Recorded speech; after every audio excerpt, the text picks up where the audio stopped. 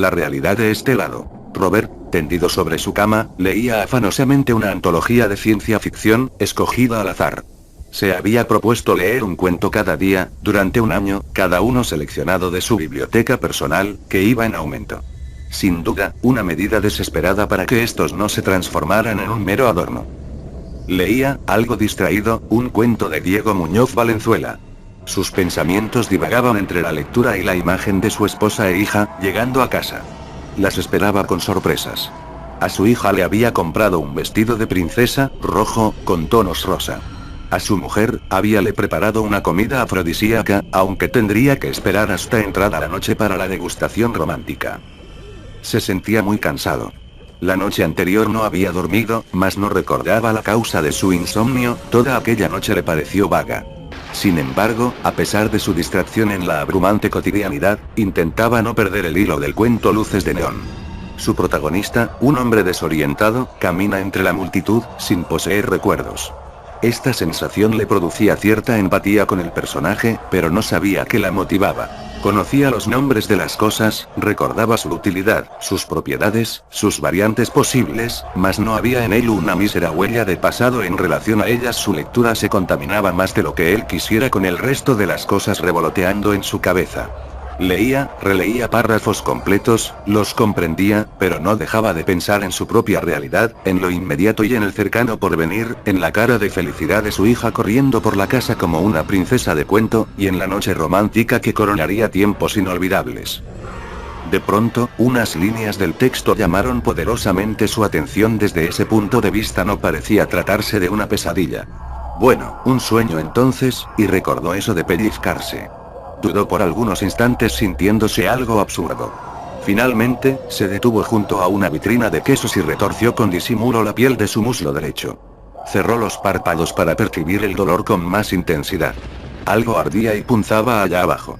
Casi disfrutó del padecimiento mientras imaginaba despertar en una alcoba que variaba en una serie de infinita secuencia de diapositivas. Inmediatamente pensó que sería divertido hacerlo también, pellizcarse y comprobar que toda la realidad no era más que un sueño.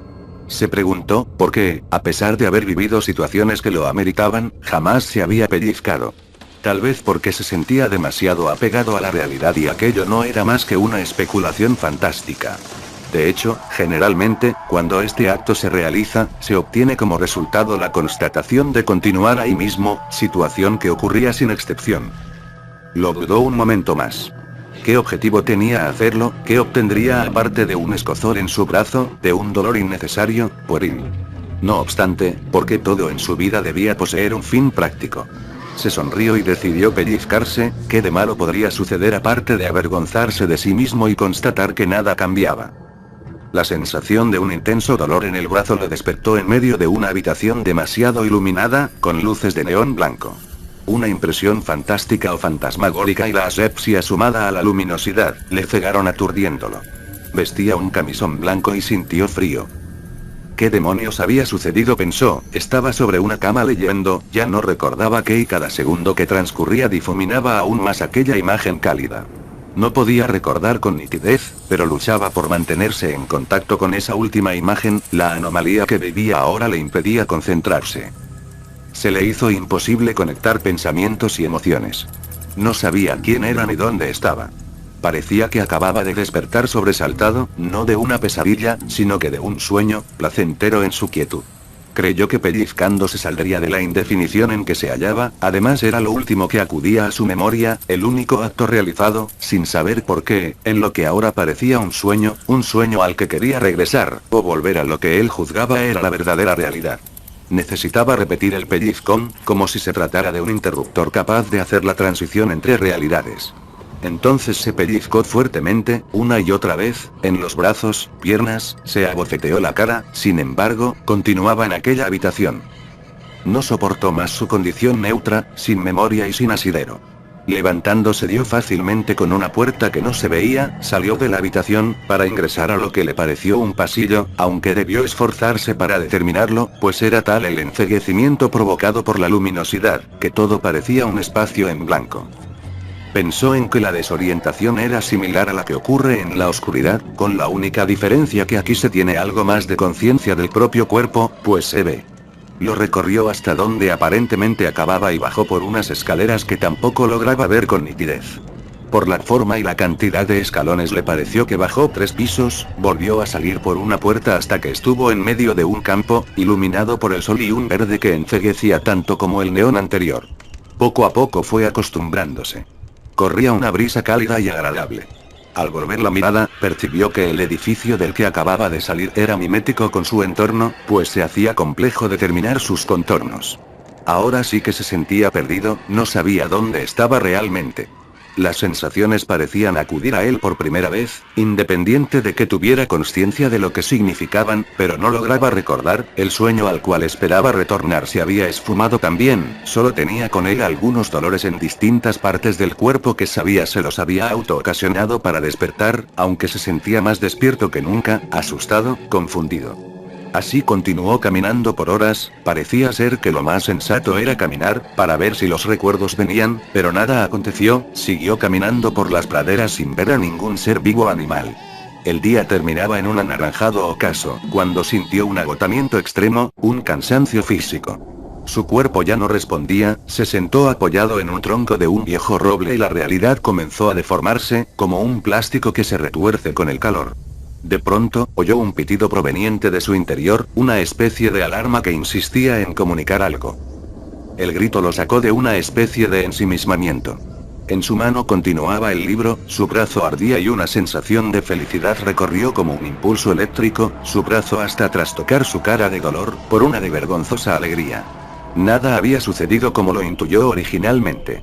Continuó leyendo, pero fue interrumpido por su hija que se abalanzó sobre él saludándolo con efusivo cariño. Su mujer entró en la habitación con la habitual y encantadora sonrisa que hacía tantos años le había convencido del amor que sentía por ella.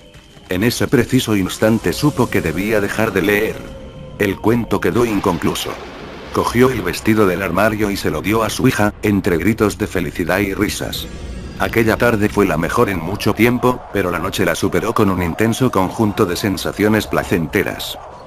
Lo único que le molestaba, que le impedía desconectarse por completo de una sensación desconocida y amenazante, era un profundo dolor en el brazo, acudiendo una y otra vez la extraña impresión de que aquello había sido más que un simple y vergonzoso pellizcón. El problema radicaba en que no entendía de qué trataba aquel presagio desconocido, como si una alarma en su interior intentara prevenirlo. Hola gente de YouTube, aquí Blood Shadow 0337. Con una reciente actividad en el canal ya que solo subí 2 vídeos y ya tienen un buen tiempo, pero aquí les traigo una serie de creepypasta. Espero que las disfruten. Comencemos con la primera historia. Nueva casa. Siempre he estado solo, desde que vivía con mis padres, literalmente, ellos trabajaban mucho y llegaban muy tarde, pero me hice de una buena carrera y me compré una nueva casa, pero nunca pensé que me pasaría un suceso extraño. Te contaré lo que viví. Era el primer día en mi nueva casa, vacía y con mucho eco, ninguna alma estaría en ese lugar. Acomodé mis muebles y finalicé el día haciendo una comida sencilla, preparé mi plato sobre la mesa y acomodé 2 sillas, encendí la televisión y empecé a comer, pero al mirar la otra silla había alguien al otro lado de la mesa, sentado y mirándome fijamente y sin ningún sentimiento. Lo miré, yo estaba asustado pero aún así le tenía confianza totalmente al sujeto extraño, así que seguí comiendo pero él seguía ahí. Le hablé pero él nunca respondió. Tenía el sentimiento de conocerlo toda la vida, pero aún me asustaba. Él tenía tantos misterios que yo quería descifrar.